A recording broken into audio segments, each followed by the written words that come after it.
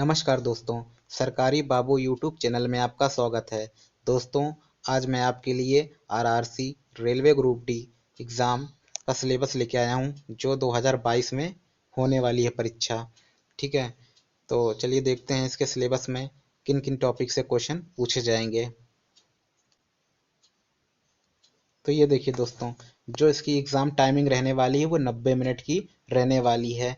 और जिसमें सब्जेक्ट पूछे जाएंगे, तो पहला सब्जेक्ट जो है वो जीएस जीएस से इसके क्वेश्चन पूछे जाएंगे। 25 क्वेश्चन जीएस से आएंगे। ठीक है, और दूसरा रहने वाला है मैथमेटिक्स। ठीक है, मैथमेटिक्स से हम लोग को 25 क्वेश्चन पूछे जाएंगे।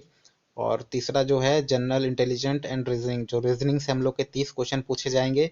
और चौथा है general awareness and current affairs, current affairs से हम लोग के 20 क्वेश्चन पूछे जाएंगे। टोटल हम लोग से 100 क्वेश्चन पूछे जाएंगे, जिसका कि 90 मिनट का समय दिया जाएगा।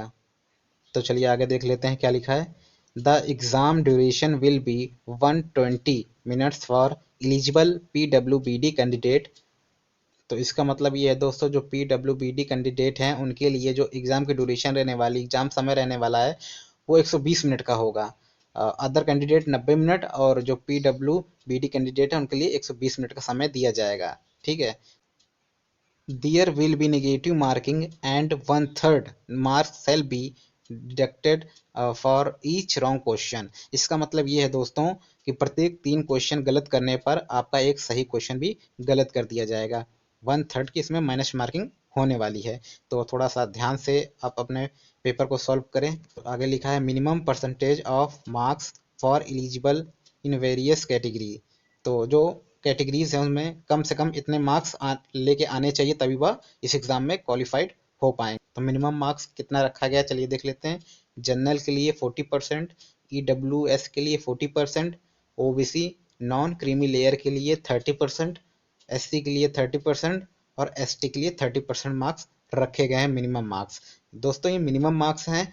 इसका मतलब ये होता है कि इसके नीचे आपको नहीं जाना है, कम से कम इसके ऊपर आएंगे तब आपका एक चांस होगा एग्ज़ाम को पास करने का। हालांकि मेरिट इस पर नहीं बनती है, मेरिट तो जो स्कोर कैंडिडेट्स करते हैं उसके आधार पर मेरिट बनाए जाते हैं, लेकिन मिनिमम मार्क्स दिए हों कि इसके नीचे आपको कम से कम नहीं जाना है। ठीक है, तो चलिए आगे देख लेते हैं। तो देखिए दोस्तों, ये लिखा है क्वेश्चन टाइप। तो क्वेश्चन किस किस सब्जेक्ट से और किस किस टाइप के पूछे जाएंगे वो लिखा है। तो देखते हैं मैथ से कौन कौन से टॉपिक से क्वेश्चन पुटअप होंगे। तो पहला टॉपिक है नंबर सिस्टम, संख्या पद्धति। ठीक है, संख्या पद्धति से 2 से 3 क्वेश्चन देखने को इसमें मिलते हैं दोस्तों हर बार। और दूसरा जो टॉपिक है वो है बॉड मास। बॉड मास भी इम्पोर्टेंट टॉपिक है, इससे भी कम से कम 1 से 2 क्वेश्चन देखने को मिलता है। ठीक है, फिर है डेसिमल, उसके बाद आता है फ्रैक्शन। ठीक है, फ्रैक्शन से भी आते हैं कम से कम 1 से 2 क्वेश्चन, फ्रैक्शन से भी देता है। उसके बाद आता है एलसीएम एचसीएफ। एलसीएम एचसीएफ के भी बहुत सिंपल क्वेश्चन आते हैं, कम से कम दो दो क्वेश्चन तो देखने को मिल जाते हैं एलसीएम एचसीएफ के इसमें।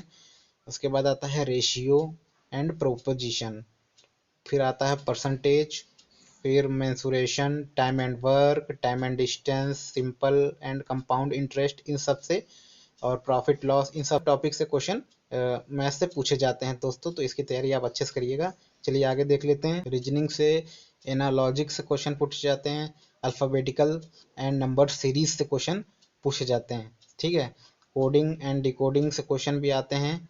उसके बाद मैथमेटिकल ऑपरेशंस जो होते हैं, रिलेशनशिप से क्वेश्चन काफ़ी पूछे जाते हैं इसमें। तो इन सब टॉपिक से दोस्तों क्वेश्चन पूछे जाते हैं, आप देख लीजिए।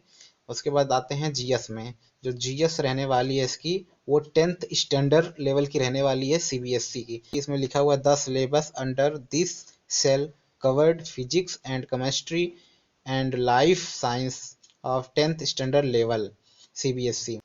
इसका मतलब ये है कि जो 10th स्टैंडर्ड सीबीएसई की बुक है, उसी से physics and chemistry and life science के क्वेश्चन पूछे जाएंगे। ठीक है, तो चलिए देख लेते हैं अपना चौथा टॉपिक। तो चौथा जो हमारा है वो है general awareness and current affairs. जो करंट अफेयर्स पूछी जाती है वो science and technology, sport, culture, personalities, economics, polities, इन सब से हम लोग के करंट अफेयर्स के क्वेश्चन पूछे जाते हैं। तो दोस्तों, आई होप आपको समझ में आ गया होगा किन किन सब्जेक्ट्स और टॉपिक से क्वेश्चन पूछे जाते हैं। ठीक है, तो चलिए देखते हैं इसके पीईटी के बारे में। फिजिकल इफिशिएंसी टेस्ट, जिसको पीईटी बोलते हैं, तो इसमें क्या क्या क्राइटेरिया रखा गया है। तो ये देखिए दोस्तों, मेल कैंडिडेट के लिए अलग नियम है और फीमेल कैंडिडेट के लिए अलग नियम है, ठीक है। Should be able to lift and carry 35 kg of weight for the distance of 100 meters in 2 minutes in one chance without putting the weight down. इसका मतलब जो मेल कैंडिडेट है उनको 35 किलो का वजन लेके 100 मीटर तक चलना पड़ेगा, वो भी 2 मिनट के अंदर, ठीक है, बिना वजन को नीचे रखे। उसके बाद हम लोग देखते हैं, नीचे दिया गया है should be able to run for the distance of 1000 meter in 4 minutes and 15 second of in one chance. इसका मतलब ये है कि आपको दौड़ना भी पड़ेगा 1000 मीटर, जिसको कहते हैं 1 किलोमीटर, वो भी 4 मिनट 15 सेकेंड में। इसके लिए एक चांस ही दिया जाएगा, ठीक है। फीमेल के बारे में बोला गया है कि 20 किलो का वजन लेके 100 मीटर 2 मिनट के अंदर बिना वजन गिराए चलना या दौड़ना है, ठीक है। इसके लिए एक चांस दिया जाएगा, एक ही मौका दिया जाएगा।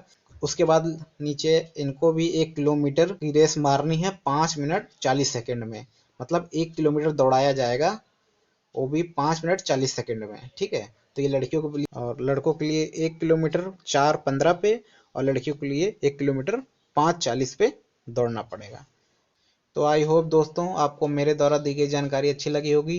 अगर अच्छी लगी तो इस वीडियो को लाइक करें और ऐसी ही वीडियो और देखने के लिए हमारे चैनल को सब्सक्राइब करें। धन्यवाद।